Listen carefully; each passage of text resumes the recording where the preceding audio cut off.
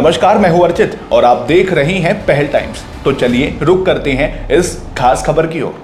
संसद के बजट सत्र से एक बड़ी खबर सामने आ रही है जिसने राजनीतिक गलियारों में एक नई बहस छेड़ दी है। कांग्रेस सांसद शशि थरूर ने केंद्र सरकार पर अमेरिकी सामानों की खरीद को लेकर गंभीर सवाल उठाए हैं, जिससे संसद में भी हंगामा देखने को मिला।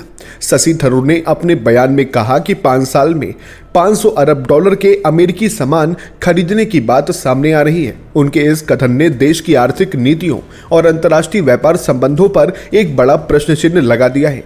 थरूर ने इस डील की पारदर्शिता और देश की अर्थव्यवस्था पर पड़ने वाले संभावित प्रभावों को लेकर चिंता जताई है। इस बयान के पीछे का संदर्भ ये है कि भारत और अमेरिका के बीच बढ़ते व्यापारिक और रणनीतिक संबंधों के बीच ऐसे बड़े सौदों पर अक्सर सवाल उठते रहे हैं।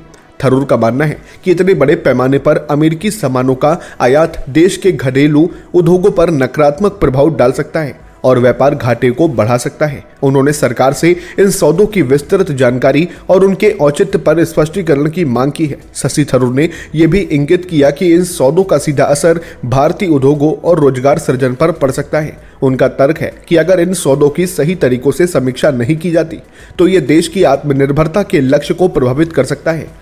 संसद में उनके द्वारा उठाए गए इन सवालों पर पक्ष और विपक्ष के बीच गर्मा गर्म बहस हुई, जिससे सत्र की कार्यवाही भी प्रभावित हुई।